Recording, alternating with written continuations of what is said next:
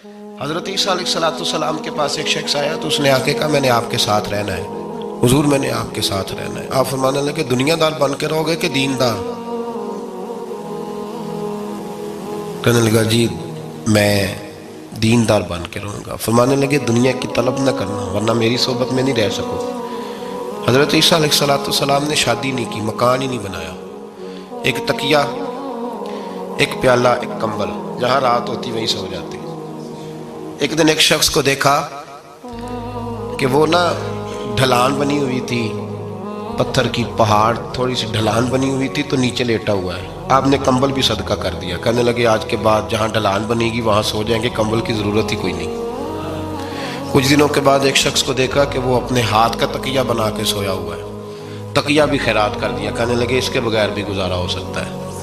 کچھ دنوں کے بعد دیکھا کہ ایک آدمی چلو میں پانی پی رہا ہے، پیالہ بھی اللہ کے راستے میں دے دیا، کہنے لگے چل جائے گا کام اس کے بغیر۔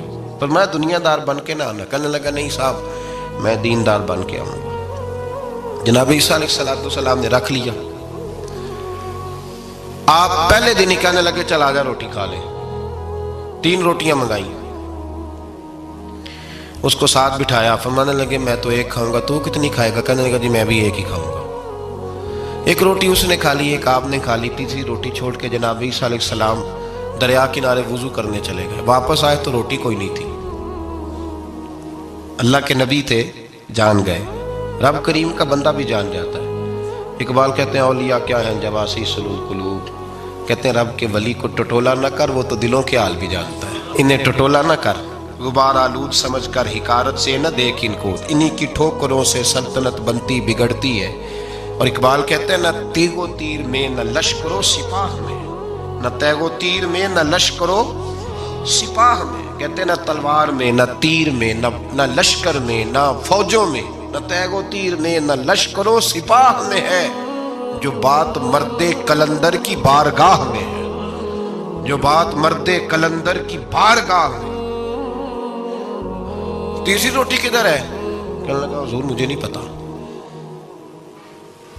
فرمانے لگے تجھے پتا ہے پر تو بتا نہیں رہا۔ کہنے لگا مجھے تیسری روٹی کا پتا۔ حضرت عیسیٰ علیہ السلام میں ایک ہرنی جا رہی تھی، اس کے ساتھ 2 بچے تھے، آپ نے ایک بچہ پکڑا، اس کو ذبح کیا، لکڑی جلائی، اس کو بھونا، اس کو بھی کھلایا، خود بھی کھایا، ہڈیاں جمع کر دی۔ جب وہ ہڈیاں اس پہلو کو ذرا سمجھیے گا، جب کھا بیٹھے ہڈیاں جمع، وہ ہرنی بھی کھڑی ہے، دوسرا بچہ بھی کھڑا ہے، ایک بچہ کا ذبح کر کے کھا لیا، دوسرا کھڑا ہے۔ جب پیٹ بھر لیے وہ بھی ڈکار لینے لگا سامنے، تو حضرت عیسیٰ علیہ السلام ہڈیوں سے کہنے لگے چلو اٹھ جاؤ اللہ کے حکم سے۔ ہرنی کا بچہ پھر سے زندہ ہو گیا، وہ چلا گیا، ماں اس کو ساتھ لے کے روانہ۔ فرمانے لگے دیکھ اللہ نے مجھے معجزہ دیا ہے، ہم نے کھا بھی لیا ہے اور بچہ چلا بھی گیا ہے، ہمارے پیٹ میں ہے بھی، اور اب تو بتا دے روٹی کس نے کھائی ہے؟ کہنے لگا جی مجھے نہیں پتا، نہیں پتا مجھے۔ حضرت عیسیٰ علیہ السلام اس کو ساتھ لے کے بڑھے تو دریا کے اوپر، پانی کے اوپر پیدل چلنے لگے، دریا پار کر گئے۔ فرمانے لگے تو پانی پہ چلتا رہا ہے، سارا پانی کراس کر گیا ہے تو ڈوبا نہیں، اب بتا دے روٹی کس کے پاس ہے؟ کہنے لگا نہیں پتا مجھے پتا۔ اللہ اکبر، کیا خوب لفظ کہہ گئے سجادہ نشین حضرت پیر میر علی شاہ صاحب رحمت اللہ علیہ، بے قدراں کچھ قدر نہ جاتی، کھیتی خوب تسلی ہو، اے دنیا دار پجاری زردے کتے آندے گل ٹلی ہو۔ سارا دریا اتنا بڑا دیکھتے ہیں لوگ جو آتے ہیں نا درویشوں کے پاس، بڑے رنگ دیکھتے ہیں پر بدلتے نہیں، رنگ بڑے دیکھتے ہیں پر اپنے آپ کو تبدیل، او 5 فقیروں کسے نہیں مارے آئے ہوئی چور اندر دا ہو، دیکھتے بڑا کچھ ہے بدلتے نہیں۔ نہ بدلا، حضرت عیسیٰ کہنے لگے منوا کے میں بھی چھوڑوں گا، تو مانے گا۔ آپ نے ریت کٹھی کی، ریت 3 حصوں میں ریت جمع کر لی اور پھر اس پر کچھ پڑھ کے پھونکا تو وہ سونا بن گئی۔ 3 ڈھیریاں تھی ریت کی، پھونکا تو سونا بن گئی۔ آپ فرمانے لگے یہ سونا تیرا، ایک ڈھیری تیری، ایک میری، اور تیسری اس کی جس نے تیسری روٹی کھائی ہے۔ کہنا جی میں ہی کھاتی، میں نہیں کھائی، یہ تیسرا اس کا حصہ جس نے تیسری، کہنے لگا میں نہیں کھائی ہے، مان گیا۔ ذرا بات کو سمجھے. پانی پہ پیدل چلا ہے پر مانا دنیا دار ہے نا, مانا نہیں. ہرنی کا بچہ زندہ ہوتا دیکھا ہے پر مانا دنیا قابو آنے لگی ہے تو مان گیا ہے. کہنے لگا جی میں نہیں کھائی ہے. فرمایا او بھلے مانس, تجھے کہا تھا دنیا داری نہ کرنا, تجھے جناب عیسیٰ کی صحبت ملے گی, پر تو ایک روٹی پہ رہ گیا یار. کہاں دنیا دار پجاری زرد کتیاں دے گل ٹلی, کہاں رہ گیا.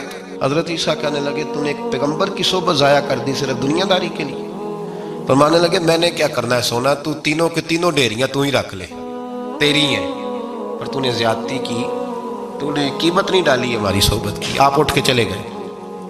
صحرا کا علاقہ تھا, وہ شخص وہیں بیٹھا تھا, ابھی سمیٹ ہی رہا تھا کہ دو ڈاکو آ گئے, تلواریں پکڑی ہوئی ہیں. کہنے لگے چل دوڑ جا, سونا مارا ہے, تو کدھر سے آ گیا. منت کی, کہنے لگا چلو مہربانی کرو, 3 حصوں میں ہے, 2 لے لو, ایک تو مجھے دے دو, ایک تو دے دو. منت کرنے لگا, وہ مان گئے. کہنے لگے چلو ٹھیک ہے. دوستی کر لی, نام پتہ پوچھ لیا, گفتگو ہونے لگی. تھوڑی دیر بیٹھے تو ایک دوسرے سے فرینک ہو گئے, بے تکلفی شروع ہوئی. تو کہنے لگے بھوک بڑی لگی ہے, روٹی تو لاؤ. ایک کو بھیجا, ڈاکوؤں میں سے ایک کو بھیجا کھانا لینے, کھانا لینے چلا گیا. اب یہ دونوں پیچھے رہ گئے, ایک وہ روٹی کھانے والا اور ایک ڈاکو. تو آپس میں کہنے لگے یار یہ تیرا پوچھتا ہے وہ روٹی کھانے والا, تیرا اس کے ساتھ کیا تعلق ہے. کچھ بھی نہیں, ڈاکو سجن ہے.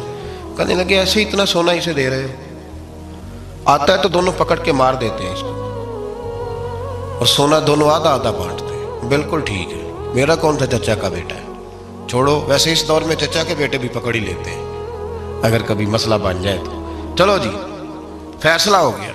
اب وہ جو گیا وہ بھی تو دنیا دار تھا نا, اس نے کھانا خریدا تو اس نے کہا میرا کون سا ان سے یہ رہنا ہے. اس نے روٹی میں زہر ڈال دیا. اس نے کہا میں ان کو ماروں